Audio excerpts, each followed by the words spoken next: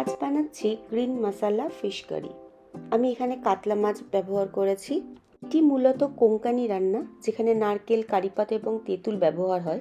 যদিও তার কোনোটাই আমি এখানে ব্যবহার করিনি, তবে ব্যবহারের পদ্ধতি এই রেসিপিতে আমি শেয়ার করে দিয়েছি।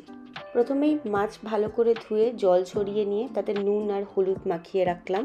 এখানে কাতলা মাছের বদলে রুই মাছও ব্যবহার করতে পারেন, তবে কোঙ্কানি স্টাইলে বানালে পমফ্রেট, শিরফিশ বা কিংফিশ ইউজ করাই ভালো। কড়াই ভালো করে গরম করে তাতে সর্ষের তেল দিলাম, রিফাইন্ড অয়েলও চলবে। তেল থেকে ধোঁয়া উঠলে গ্যাসের ফ্লেমটা কমিয়ে লো থেকে মিডিয়ামে রেখে মাছগুলো একে একে তেলে ছেড়ে দিলাম। এবার মাছগুলোর দু পিঠ উল্টে পাল্টে সোনালি করে ভেজে নেব। একটা কথা বলে রাখি, অথেন্টিক কোঙ্কানি রান্নায় মাছ কিন্তু ভাজা হয় না, কাঁচা মাছকে ডিরেক্ট গ্রেভিতে ছেড়ে দেওয়া হয়। তাই কাঁচা মাছের গন্ধের সমস্যা থাকলে আপনি তেলে হালকা মাছ ভেজে নিতেই পারেন। এখানে মাছকে খুব লালচে করে ভাজা যাবে না, তাহলে মাছের উপরের স্কিনটা শক্ত হয়ে যাবে, ফলে মাছের মধ্যে গ্রেভিটা ভালো করে ঢুকতে পারবে না, আর এতে মাছের টেস্টও খারাপ হয়ে যাবে, আর খেতেও মাছটা খুব ছিবড়ে লাগবে। এখানে গ্রেভিটা বানাতে আমি টোটাল 2টো পেঁয়াজ নিয়েছি।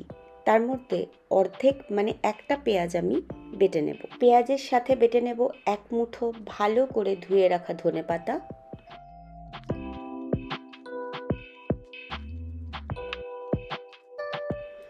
18 থেকে 20টা পুদিনা পাতা, 4টে কাঁচা লঙ্কার অল্প জল দিয়ে সব কিছুকে খুব মিহি করে বেটে নিয়েছি।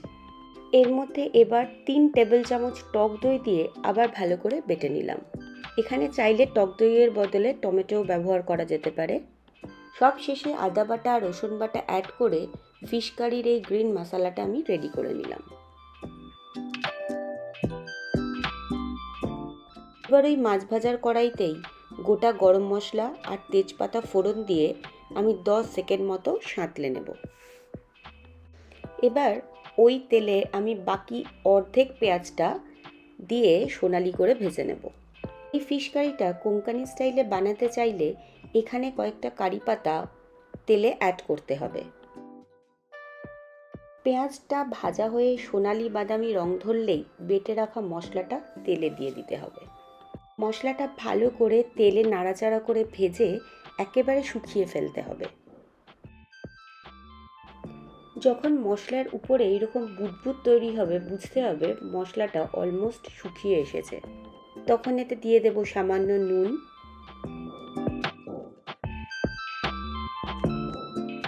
হাফ চা চামচ জিরের গুঁড়ো,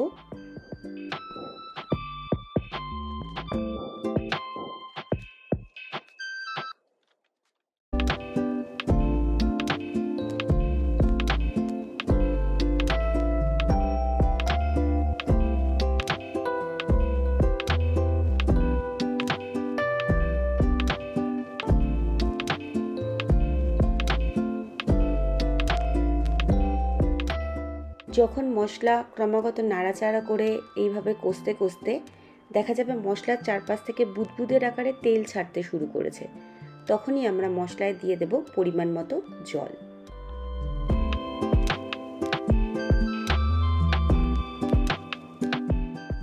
জলটা খুব ভালো করে নাড়াচাড়া করে মশলার সাথে মিশিয়ে দেব। যখন ওই মশলার গ্রেভিটা ফুটতে শুরু করবে, তখন ওই ভেজে রাখা মাছগুলো একে একে আমি গ্রেভিতে ছেড়ে দিলাম।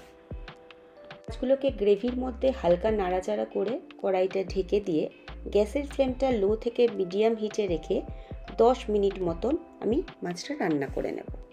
10 মিনিট পর ঢাকনা সরিয়ে মাছগুলোকে আস্তে আস্তে উল্টে দিলাম। কোঙ্কানি স্টাইলে বানাতে চাইলে এই সময় গ্রেভিতে নারকেল কোড়া বা নারকেলের দুধ অ্যাড করতে হবে। এবার কড়াইটা আবার ঢাকা দিয়ে 7 থেকে 8 মিনিট রান্না করে নিতে হবে, তাহলেই এই ফিশ কারিটা রেডি হয়ে যাবে। তবে কোঙ্কানি স্টাইলে বানাতে চাইলে সব শেষে দিতে হবে 3 থেকে 4 চা চামচ তেঁতুল গোলা জল, আর তারপর 2 মিনিট ফুটিয়ে নিতে হবে। ব্যাস, গরম ভাতের সাথে সার্ভ করে দিন।